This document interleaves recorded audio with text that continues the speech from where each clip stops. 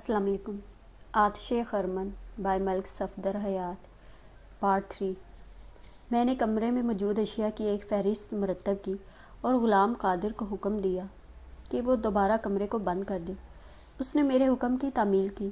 میں نے rest house سے رخصت ہونے سے پہلے غلام قادر سے تنبیہی لہجے میں کہا، غلام قادر، ابھی تو میں جا رہا ہوں، ضرورت پڑی تو پھر آؤں گا۔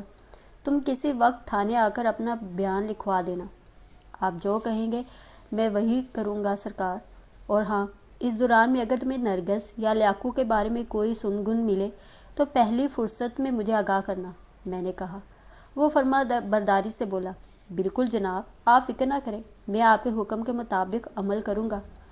میں نے اسے آخری تاکید کی، غلام قادر، جب تک جمیل فاروقی کے قتل کا معمہ حل نہیں ہو جاتا تم مجھے اطلاع دیے بغیر علاقے سے باہر نہیں جاؤ گے، یہ بات اچھی طرح یاد رکھنا۔ بہتر جناب، میں یاد رکھوں گا۔ اس روز جب ہم ریسٹ ہاؤس سے باہر نکلے تو دن کے تقریباً 12 بج چکے تھے۔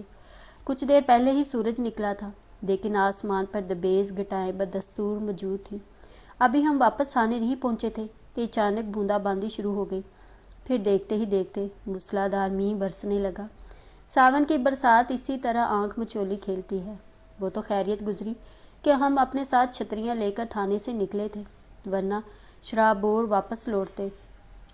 ہماری وہ احتیاط کام آ گئی تھی۔ چاچا فیقا نے اپنا سجیلا تانگا تھانے کی چوہدی کے اندر داخل کیا اور اندرونی عمارت کے بالکل سامنے جا کر روکا۔ ہم چھلانگیں لگا کر نیچے اترے۔ فیقا کوچوان نے استفسار کیا، اور کوئی حکم سرکار؟ میں نے اپنی جیب خاص سے 5 روپے کا ایک نوٹ نکال کر اس کی جانب بڑھا دیا۔ یہ رکھ لو چاچا، ہماری وجہ سے تمہارا آدھا دن ضائع ہو گیا ہے۔ میں تو آپ کا خادم ہوں جناب، فیقا کوچوان نے متذبذب لہجے میں کہا، اور نوٹ کی جانب ہاتھ نہیں بڑھایا۔ اس تکلف کی کیا ضرورت ہے؟ وہ مسکین سی صورت بنا کر بولا۔ کوئی اور خدمت ہو تو بتائیں۔ تکلف تم کر رہے ہو چاچا، میں نے ٹھہرے ہوئے لہجے میں کہا، تمہیں یہ نوٹ لینا ہی پڑے گا۔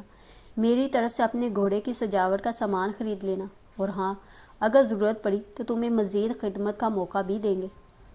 تھوڑی سی ہچکچاہٹ کے بعد اس نے میرے ہاتھ سے نوٹ لے کر اپنی جیب میں ڈال لیا اور ممنونیت سے لب ریز لہجے میں کہا، میں اس رقم کو آپ کی جانب سے گبرو کے لیے انعام سمجھوں گا۔ یہ گبرو کون ہے بھائی؟ میں نے چونک کر پوچھا۔ یہ میرے شہزادے کا نام ہے، اس نے تانگے میں جھکے ہوئے گھوڑے کی پیٹھ پر تھپکی دیتے ہوئے بتایا۔ میں اس سے پیار سے گبرو کہتا ہوں ملک صاحب۔ میں نے مسکرا کر فیقا کوچوان کی طرف ستائشی نظر سے دیکھا اور ASI کے ساتھ اپنے کمرے میں آ گیا۔ دن کا باقی حصہ میں نے اپنی اب تک کی کارکردگی رپورٹ تیار کرنے میں گزارا۔ دوسری صبح میں نے وہ تازہ ترین رپورٹ اپنے علاقے کے SP کو روانہ کر دی۔ میں نے اس رپورٹ میں علاقہ SP کو مطلع کر دیا تھا کہ مزید تفتیش کے لیے میں پہلی فرصت میں حویلی لکھا جانے کا ارادہ رکھتا ہوں۔ اس روز ASI صداقت حسین چھٹی پر تھا۔ وہ اپنی بیوی کو لینے اپنی سسرال چک 32 موزہ شیر گڑھ گیا ہوا تھا۔ میں نے چند نہایت ہی اہم قسم کے کام نمٹائے اور ایک دوسرے ASI فتح علی کو اپنے ساتھ لے کر حویلی لکھا روانہ ہو گیا۔ تھانے کے معاملات میں نے سب انسپکٹر نور خان کو اچھی طرح سمجھا دیے تھے۔ نور خان پر میں بہت بھروسہ کرتا تھا۔ وہ سمجھدار اور نہایت ہی ذمہ دار سب انسپکٹر تھا۔ اس نے کبھی مجھے شکایت کا موقع نہیں دیا تھا۔ حویلی لکھا ضلع اوکاڑا کی حدود میں آتا تھا، اس لیے میں نے ڈسٹرکٹ ہیڈ کوارٹر میں رپورٹ کرنے کے بجائے براہ راست متعلقہ تھانے جانے کا فیصلہ کیا۔ حویلی لکھا کا تھانہ انچارج رائے نواز کھل میرا دیرینہ واقف کار تھا۔ اس نے ہمارا پرتپاک استقبال کیا اور ہماری آمد کی غرض و غایت دریافت کی۔ میں نے تفصیلاً اسے صورتحال سے آگاہ کیا اور اپنے آنے کا مقصد واضح کیا۔ جواباً رائے نواز کھل نے ایک دوسری ہی کہانی سنائی۔ اس نے کہا، ملک صاحب، ہم تو خود نرگس کی تلاش میں ہیں۔ نرگس کے باپ نے اس کے اغوا کی رپورٹ درج کروا رکھی ہے۔ اغوا کی رپورٹ؟ یہ کیا کہہ رہے ہیں آپ؟ میں بالکل ٹھیک کہہ رہا ہوں ملک صاحب، نواز کھل نے یقینی لہجے میں کہا۔ نرگس 20 جولائی سے غائب ہے۔ اس کے باپ ظہور احمد نے لیاقت عرف لیاقو کے خلاف نرگس کے اغوا کی رپورٹ لکھوائی تھی۔ ہم نے بمشکل تمام لیاقو کو 22 جولائی کی رات موزہ کمال کوٹ سلیمان ہیڈ ورک سے گرفتار کیا تھا۔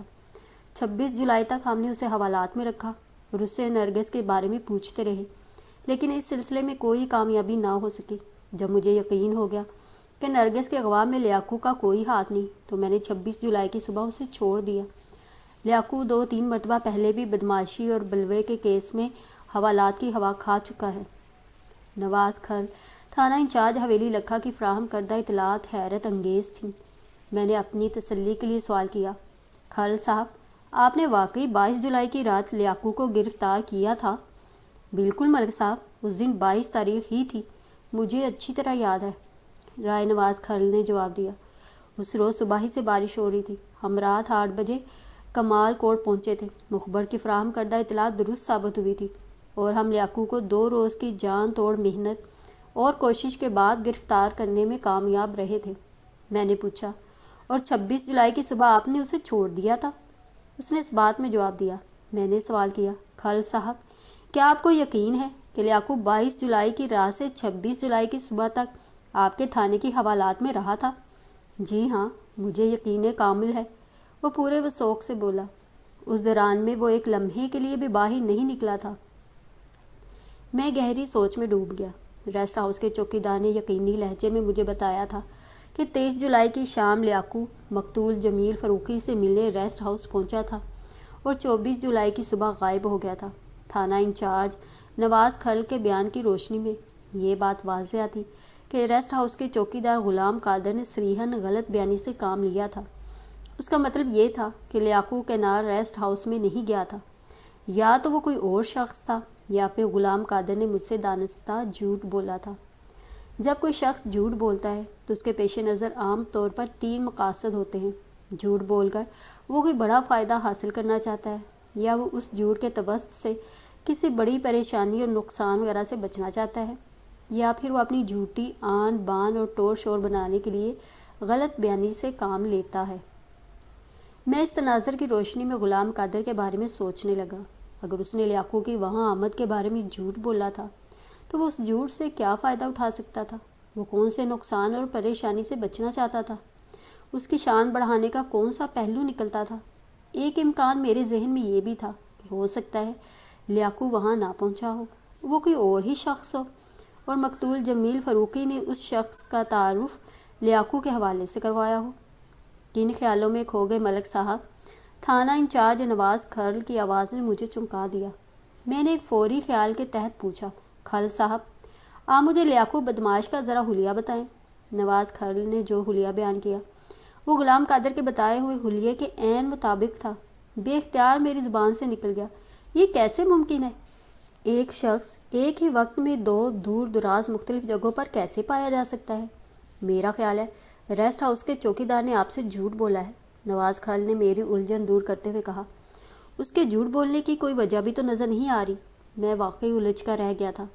نواز کھل نے کہا، میرے پاس تو یہ رپورٹ درج کروائی گئی تھی کہ نرگس نامی اس لڑکی کو لیاقو نے اغوا کر لیا ہے، لیکن آپ بتا رہے ہیں نرگس جمیل فاروقی کی بیوی کی حیثیت سے ریسٹ ہاؤس پہنچی تھی۔ یہ کیا معاملہ ہے جناب؟ میری معلومات کے مطابق تو نرگس ایک کنواری لڑکی ہے، اس کی شادی نہیں ہوئی۔ جمیل فاروقی کے بارے میں آپ کیا جانتے ہیں؟ یہ کردار پہلی مرتبہ اس کہانی میں آیا ہے، میں نے کہا۔ ریلوے ٹکٹ کے مطابق نرگس اور جمیل فاروقی 20 جولائی کو کنگن پور جانے کے لیے حویلی لکھا سے ٹرین میں بیٹھے تھے، لیکن وہ بیچ میں ہی اٹاری ریلوے اسٹیشن پر اتر گئے۔ اب صورتحال یہ ہے کہ جمیل فاروقی نامی یہ شخص قتل ہو چکا ہے اور نرگس لاپتہ ہے۔ نرگس تو 20 جولائی ہی سے لاپتہ ہے جناب، کھل نے ایک ایک لفظ پر زور دے کر کہا۔ ہمارے ریکارڈ کے مطابق اسے اغوا کیا گیا ہے۔ ملزم لیاقو میری تفتیش کے مطابق اس اغوا میں ملوث نہیں ہے، اس لیے میں نے اسے چھوڑ دیا۔ نرگس کی تلاش ہنوز جاری ہے۔ میں نے پوچھا، نرگس کا تعلق حویلی لکھا ہی سے ہے نا؟ نواز کھل نے اس بات میں جواب دیا۔ میں نے سوال کیا، کیا لیاقو بھی نرگس کے قریبی کا رہنے والا ہے؟ لیاقو کی رہائش موضع پیر غنی میں ہے۔ میں چونک اٹھا۔ موضع پیر غنی اور حویلی لکھا میں تو اچھا خاصا فاصلہ ہے۔ آپ بالکل ٹھیک کہہ رہے ملک صاحب، میں نے کہا۔ آپ نے بتایا ہے کہ نرگس کے والد ظہور احمد نے اپنی بیٹی کے اغوا کا الزام لیاقت عرف لیاقو پر عائد کیا تھا، اس کی خاص وجہ ہے؟ بڑی خاص الخاص وجہ ہے جناب، نواز کھل نے اس بات میں سار ہلاتے ہوئے کہا۔ پھر وہ وجہ بھی بیان کر دی۔ رائے نواز کھل کے مطابق لیاقو بدماش ساکن موضع پیرغنی سے کسی شادی کی تقریب میں نرگس کو دیکھ لیا تھا۔ وہ پہلی ہی نظر میں نرگس پر عاشق ہو گیا اس نے پہلے تو سیدھے طریقے سے نرگس کے باپ سے نرگس کا رشتہ مانگا، لیکن جب ظہور احمد نے اس کا مطالبہ ماننے سے صاف انکار کیا تو لیاقوت دھمکیاں دینے لگا۔ اس نے واضح الفاظ میں ظہور احمد کو باور کروا دیا تھا کہ اگر اس نے لیاقوت کی بات نہ مانی تو وہ نرگس کو اٹھا کر لے جائے گا۔ اس دھمکی کے کچھ ہی روز بعد نرگس غائب ہو گئی تھی۔ اسی بنا پر ظہور احمد نے لیاقوت کے خلاف اغوا کی رپورٹ درج کروائی تھی، جس کا کوئی نتیجہ برآمد نہیں ہو سکا تھا۔ پوری بات سننے کے بعد میں نے کہا، خالد صاحب، نرگس کی اغوا، نما روپوشی اور جمیل فاروقی کا قتل کسی ایک ہی سلسلے کی کڑیاں نظر آ رہی ہیں۔ نرگس کا اغوا آپ کے تھانے کی حدود میں ہوا ہے اور جمیل فاروقی کا قتل میرے تھانے کی حدود میں۔ ہمیں مل جل کر اس کیس کو حل کرنا ہوگا۔ آپ کا کیا خیال ہے؟ میں آپ کے خیال سے اتفاق کرتا ہوں ملک صاحب، نواز خالد نے دوستانہ لہجے میں کہا، اور اس سلسلے میں ہر قسم کے تعاون کے لیے تیار ہوں۔ میں نے کہا، 3 کرداروں نرگس، جمیل فاروقی اور لیاقوت میں سے ایک یعنی جمیل فاروقی قتل ہو چکا ہے۔ لیاقوت پر آپ محنت کر چکے ہیں اور نرگس کا کچھ اتا پتہ نہیں ہے۔ اگر جمیل فاروقی کے بارے میں یہ معلوم ہو جائے کہ وہ کون تھا اور اس کا نرگس سے کیا تعلق تھا، ظاہر ہے آپ کے بقول وہ میاں بیوی تو نہیں تھے، تو ہم کامیابی حاصل کر سکتے ہیں۔ نواز خالد نے کہا، جمیل فاروقی اگر حویلی لکھا کا ہی رہنے والا ہے تو میں اس کے بارے میں معلومات حاصل کر لیتا ہوں۔ اس علاقے کا انسائکلوپیڈیا میرے تھانے میں موجود ہے۔ انسائکلوپیڈیا؟ جی ہاں، نواز خالد نے اس بات میں سر ہلایا۔ اپنے تھانے کے ہیڈ محرر ناظر منشی کو میں انسائکلوپیڈیا ہی کہتا ہوں۔ بڑا باخبر بندہ ہے، حویلی لکھا کے ایک ایک بندے کی ہسٹری جانتا ہے۔ پھر وہ بڑے کام کا بندہ ہے، میں نے سراہنے والے انداز میں کہا۔ میرا خیال ہے ناظر منشی کے علاوہ نرگس کے باپ ظہور احمد سے بھی اس سلسلے میں پوچھ گچھ کرنا چاہیے۔ آپ کا مشورہ سر آنکھوں پر، نواز خالد نے خوش دلی سے کہا۔ اگر ناظر منشی ہماری کوئی مدد نہ کر سکا تو ہم ظہور احمد کو بھی چیک کریں گے۔ ویسے میں بھی آپ کو ایک مشورہ دوں گا۔ جی ضرور خالد صاحب، ہم اس وقت ایک ہی کشتی میں سوار ہیں، وہ دھیمے لہجے میں بولا۔ میری نظر میں کینال ریسٹ ہاؤس کا چوکیدار بری از شک نہیں ہو سکتا۔ اگر اس نے 23 جولائی کو لیاقوت کو ریسٹ ہاؤس میں دیکھا ہے تو وہ سراسر جھوٹا ہے۔ آپ اسے نظر انداز نہ کریں۔ سوال ہی پیدا نہیں ہوتا جناب، میں نے ٹھوس لہجے میں کہا۔ غلام قادر پر میں نے بڑی گہری نظر رکھی ہوئی ہے، آپ فکر نہ کریں۔ یہاں سے واپسی پر وہی میرا ٹارگٹ ہوگا۔ ذرا جمیل فاروقی کا عقدہ کھل جائے، پھر میں غلام قادر کی اچھی طرح خبر لوں گا۔ رائے نواز خالد نے ایک سپاہی کو بھیج کر اپنے ہیڈ محرر ناظر منشی کو اپنے کمرے میں بلا لیا۔ وہ اندر آ کر ہوشیار باش کھڑا ہو گیا۔ ناظر منشی کی عمر 40 سے متجاوز تھی۔ وہ ایک دبلا پتلا شخص تھا۔ اس کے چہرے سے ذہانت ٹپکتی تھی، مگر اس ذہانت میں چلاکی اور مکاری کی آمیزش واضح طور پر دیکھی جا سکتی تھی۔ رائے نواز خالد نے میری فراہم کردہ مقتول جمیل فاروقی کی تصویر ناظر منشی کو دکھاتے ہوئے کہا، ناظر منشی، کیا یہ شخص ہمارے ہی علاقے کا رہنے والا ہے؟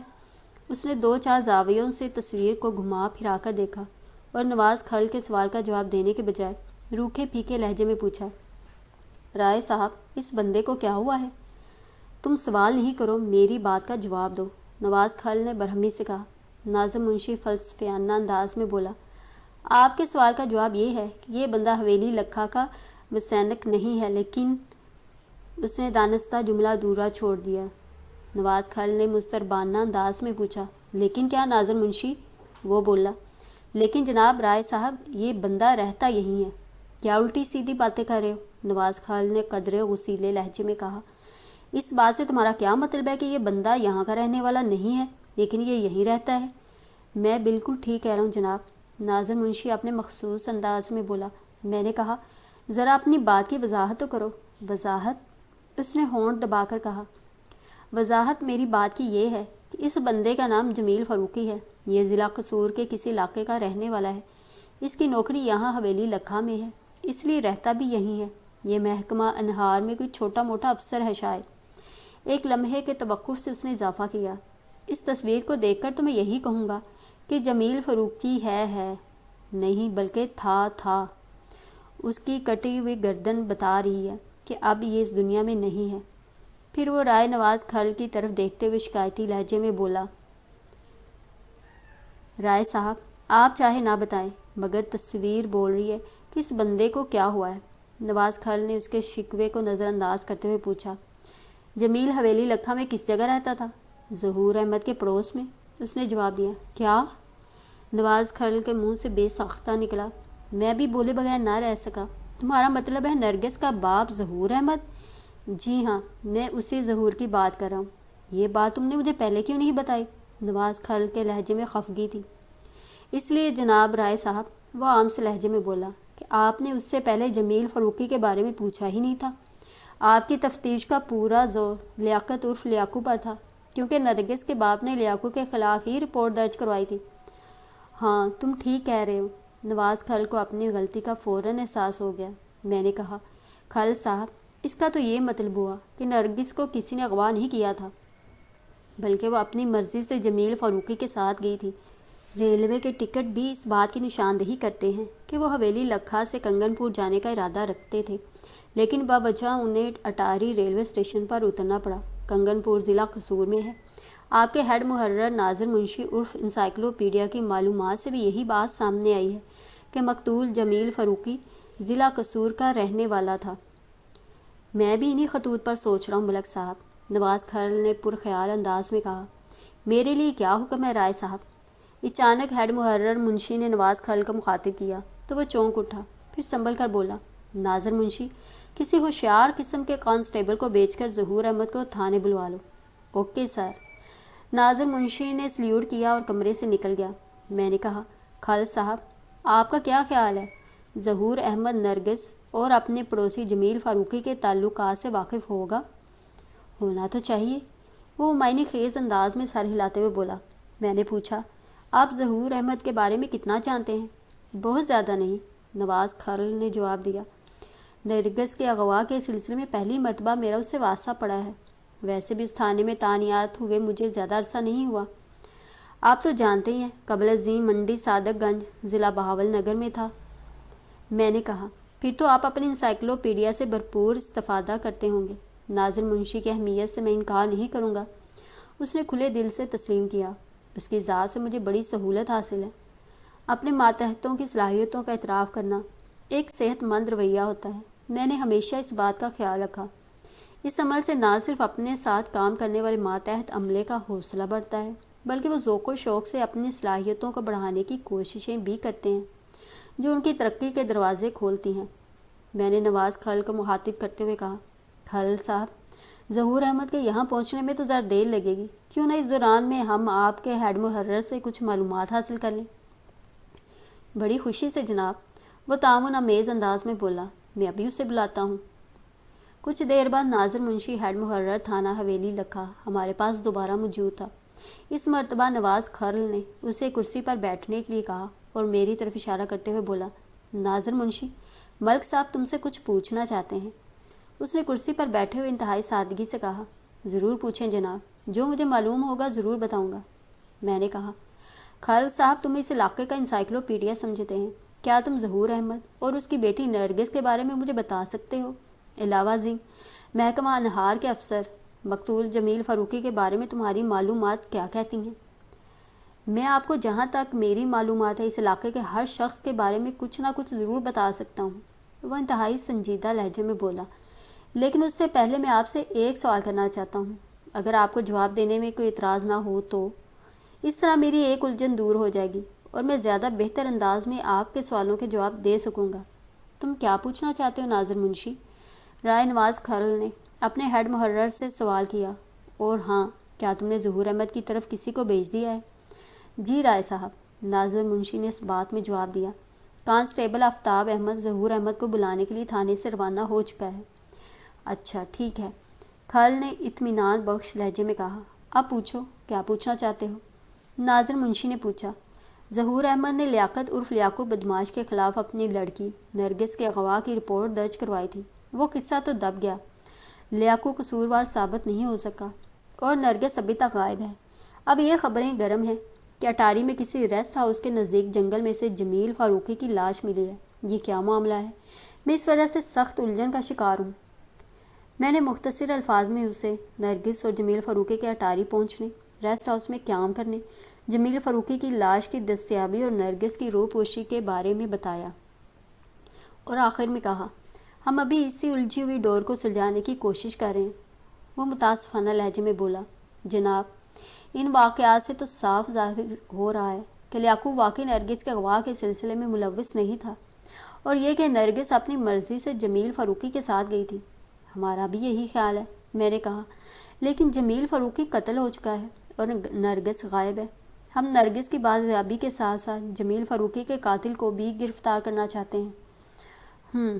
ناظر منشی نے ایک طویل ہنکارا بھرا، پھر کسی گہری سوچ میں ڈوب گیا۔ نواز خالد نے کہا، ناظر منشی، کیا تم نرگس اور جمیل فاروقی کے باہمی تعلقات کے بارے میں بھی کچھ جانتے ہو؟ پہلے نہیں جانتا تھا، اب جان گیا ہوں، اس نے ذو معنی لہجے میں کہا، پھر اپنی بات کی وضاحت کرتے ہوئے بولا، نرگس جمیل فاروقی کے ساتھ گھر سے بھاگی تھی تو اس کا واضح مطلب یہی تھا کہ ان دونوں کے درمیان عشق بازی پہلے ہی سے چل رہی تھی۔ ویسے بھی ایک طوائف کی بیٹی سے اچھائی کی بھلا کیا توقع رکھی جا سکتی ہے؟ طوائف کی بیٹی؟ میں نے اور نواز خالد نے بیک آواز کہا۔ پھر نواز خالد نے استجابیہ لہجے میں پوچھا، تم کس طوائف کا ذکر کر رہے ہو؟ نرگس کی ماں فیروزہ کا ذکر کر رہا ہوں جناب۔ میں نے پوچھا، کیا ظہور احمد کی بیوی پہلے طوائف رہ چکی ہے؟ جی ہاں، ظہور احمد فیروزہ کو بازار حسن کے کوٹھے سے خرید کر لایا تھا، ناظر منشی نے جواب دیا۔ پھر طنزیہ لہجے میں بولا، نرگس فیروزہ کے جہیز میں آئی تھی؟ اس کا مطلب ہے نرگس ظہور احمد کی سگی بیٹی نہیں ہے؟ بالکل نہیں جناب، وہ قطعیت سے بولا۔ ناظر منشی انکشاف در انکشاف کر رہا تھا۔ میرے اور نواز خالد کے مختلف سوالوں کے جواب میں اس نے ظہور احمد اور فیروزہ کے بارے میں جو مختصر کہانی سنائی، میں اپنے الفاظ میں آپ کی خدمت میں پیش کرتا ہوں۔ ظہور احمد جوانی سے خاصا رنگین مزاج ثابت ہوا تھا۔ جلد ہی اس کے قدموں نے طوائفوں کے کوٹھے کا راستہ دیکھ لیا۔ ظہور احمد کا باپ منظور احمد بیٹی کی سرگرمیوں سے بے خبر نہیں تھا۔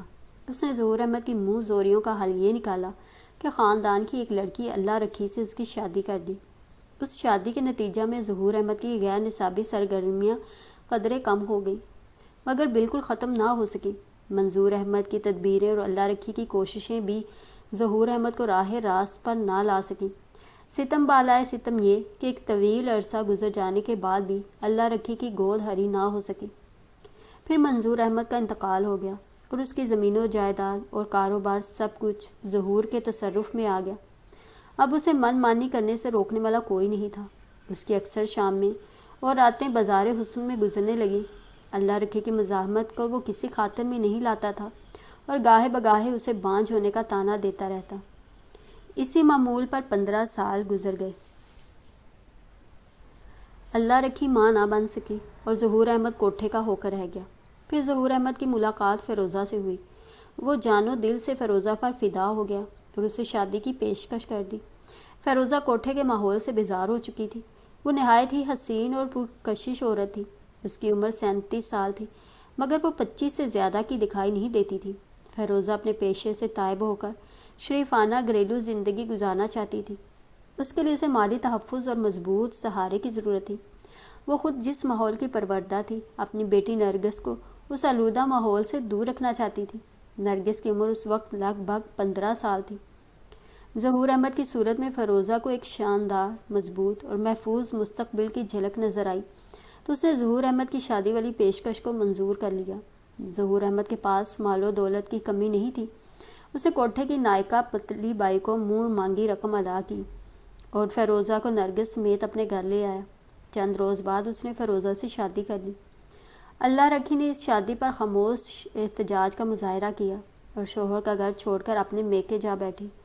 ظہور احمد نے اسے منانے یا واپس لانے کی کوئی کوشش نہ کی اور اپنی دنیا میں مگن ہو گیا۔ میرے استفسار پر ناظر منشی نے بتایا کہ ظہور احمد کی 2 مربع زمین تھی جسے اس نے ٹھیکے پر دے رکھا تھا۔ اس کی ساری توجہ اپنے کاروبار پر تھی۔ حویلی لکھا کے مین بازار میں اس کا کپڑے کا وسیع کاروبار تھا۔ علاوہ سے وہ غلے کی آڑت بھی کرتا تھا اور بھی چھوٹے موٹے کئی کاموں میں اس نے خود کو پھنسا رکھا تھا۔ میں نے پوچھا، ناظر منشی، تم نے مقتول جمیل فاروقی کے بارے میں کچھ نہیں بتایا؟ جناب، اس کے بارے میں جتنا میں جانتا تھا وہ آپ کو بتا چکا ہوں، اس نے جواب دیا۔ جمیل فاروقی محکمہ نہار میں کسی اچھے عہدے پر فائز تھا، وہ ضلع قصور کا رہنے والا تھا اور مہینے 2 مہینے میں گھر کا چکر لگاتا تھا۔ آج کل وہ ظہور احمد کے پڑوس میں کرائے کے ایک مکان میں رہتا تھا۔ اس کے دفتر کے بارے میں کچھ جانتے ہو؟ جی، میں نے اس کا دفتر دیکھا ہوا ہے۔ ناظر منشی نے اس بات میں جواب دیا۔ میں نے اپنی دستی گھڑی پر نگاہ ڈالتے ہوئے رائے نواز خالد سے کہا، خالد صاحب، ابھی دفتر کا وقت ختم نہیں ہوا۔ میرا خیال ہے جمیل فاروقی کے بارے میں اس کے دفتر سے کافی معلومات حاصل کی جا سکتی ہیں۔ کم از کم اس کے پتے ٹھکانے کے بارے میں ہی معلوم ہو جائے تاکہ اس کی لاش کو اس کے ورثاء کے حوالے کیا جا سکے۔ آپ بالکل ٹھیک کہہ رہے ہیں، نواز خالد نے تائیدی لہجے میں کہا۔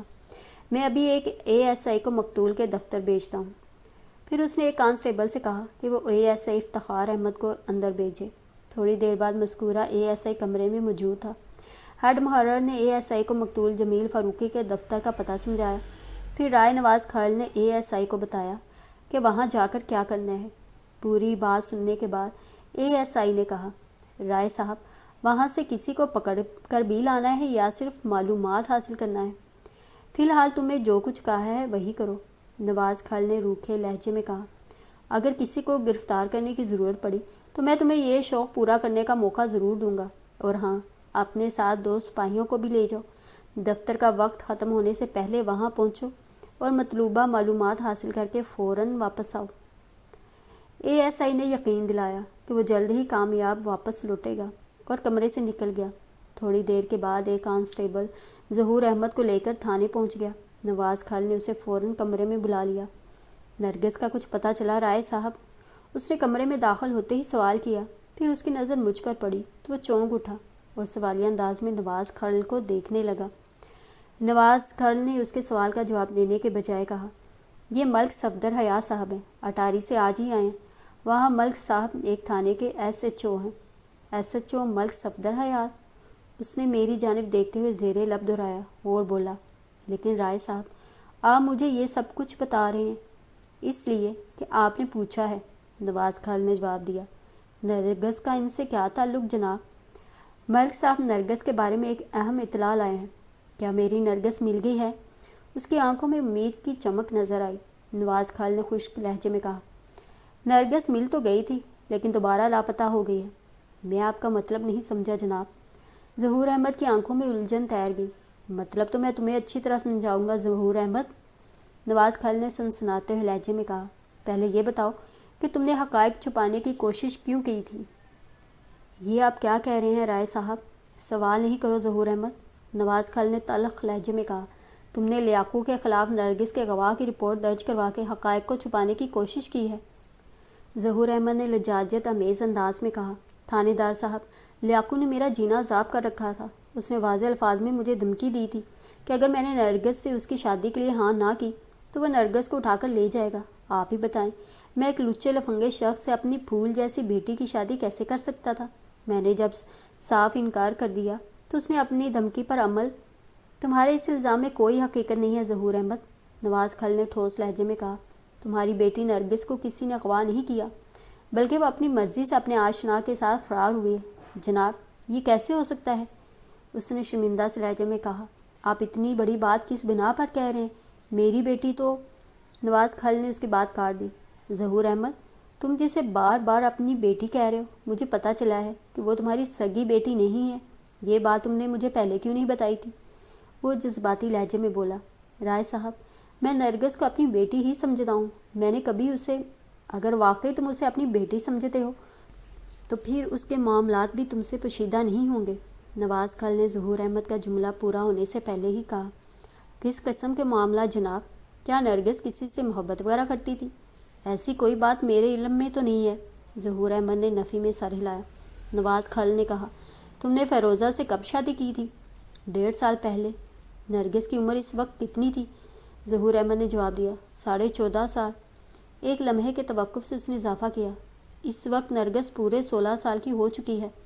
لیکن آپ یہ سب کیوں پوچھ رہے ہیں جناب؟ میں یہ سب کچھ اس لیے پوچھ رہا ہوں کہ لڑکیوں کے لیے یہ بڑی خطرناک عمر ہوتی ہے، نواز خالد نے اس کے چہرے پر نظر جماتے ہوئے کہا۔ 13 سے 19 سال تک لڑکیوں پر بڑی گہری نگاہ رکھنی چاہیے۔ والد کو چاہیے کہ وہ اپنی لڑکیوں کو گھر میں تنہا نہ چھوڑیں، انہیں ایسی سہیلیوں کے گھر نہ جانے دیں جہاں جوان لڑکے موجود ہوں یا رنگین مزاج بوڑھے ہوں، حتیٰ کہ ان کے سونے جاگنے، اٹھنے بیٹھنے، کھانے پینے اور اوڑھنے بچھونے ہر چیز کا خیال رکھنا چاہیے۔ لیکن لگتا ہے تم نے اپنے فرائض سے زبردست کوتاہی کی ہے، جو تمہیں نرگس کے محبت کے معاملات کی کچھ خبر ہی نہیں۔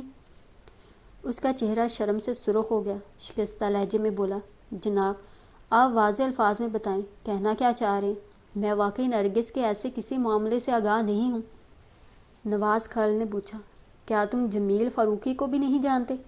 وہ چونک اٹھا، پھر بولا، جمیل فاروقی میرے پڑوس میں رہتا ہے، محکمہ نہار میں افسر ہے، آج کل وہ اپنے گاؤں گیا ہوا ہے۔ ہمارا اکثر آمنا سامنا ہوتا رہتا ہے، اس نے جواب دیا۔ 18 جولائی کو جب ہماری ملاقات ہوئی تو اس نے مجھے بتایا کہ وہ کل یعنی 19 جولائی کو 1 ماہ کی چھٹی پر گاؤں جا رہا ہے۔ کیا 19 جولائی کو بھی وہ تم سے ملا تھا؟ نہیں، اس روز ہماری ملاقات نہیں ہوئی، ظہور احمد نے جواب دیا۔ 19 جولائی کو جب میں گھر سے نکلا تو اس وقت جمیل فاروقی کے گھر کے بیرونی دروازے پر تالا پڑا ہوا تھا۔ میں یہی سمجھا کہ وہ حسب پروگرام گاؤں چلا گیا ہوگا۔ میں نے پوچھا، کیا اس سے تمہاری اکثر بات چیت ہوتی رہتی تھی؟ ہاں، جب بھی آمنا سامنا ہوتا تھا 2-4 کلمات کا تبادلہ بھی ہو جاتا تھا، ظہور احمد نے بتایا اور کچھ پریشان نظر آنے لگا۔ جمیل فاروقی کس گاؤں کا رہنے والا ہے؟ میں نے پوچھا۔ اتنا تو تمہیں معلوم ہی ہوگا، ظہور احمد نے الجھن امیز لہجے میں جواب دیا، موزہ، شام کوٹ، کنگن پور۔ اس کا مطلب یہی تھا کہ جمیل فاروقی نرگس کو اپنے ساتھ کنگن پور لے جانا چاہتا تھا، لیکن کسی مسئلے نے انہیں اٹاری ریلوے اسٹیشن پر اترنے پر مجبور کر دیا۔ ایسی کیا مجبوری ہو سکتی تھی؟ اس کا جواب نرگس ہی دے سکتی تھی، لیکن وہ ہماری دسترس میں نہیں تھی۔ جمیل فاروقی بھی جہاں پہنچ چکا تھا وہاں سے وہ ہمارے کسی سوال کا جواب نہیں دے سکتا تھا۔ ملک صاحب، ظہور احمد نے مجھے مخاطب کرتے ہوئے پوچھا، آپ نے جمیل فاروقی کے بارے میں ڈھیروں سوال کر ڈالے، لیکن میں ابھی تک آپ کا مقصد نہیں سمجھ سکا ہوں۔ نواز خالد نے کہا، ظہور احمد، ملک صاحب کا مقصد میں تمہیں سمجھاتا ہوں۔ جمیل فاروقی تمہاری بیٹی نرگس کو بھگا کر لے گیا تھا۔ یہ نہیں ہو سکتا جناب، وہ تیزی سے نفی میں گردن ہلانے لگا۔ یہ ہو چکا ہے ظہور احمد، نواز خالد نے یقینی لہجے میں کہا، تمہاری نرگس جمیل فاروقی کے ساتھ فرار ہوئی تھی۔ وہ بدستور نفی میں سر ہلاتے ہوئے بولا، جمیل فاروقی ایسا تو نظر نہیں آتا تھا، وہ تو بڑا بیبا بندہ ہے رائے صاحب، آپ کو یقیناً کوئی غلط فہمی ہوئی ہے۔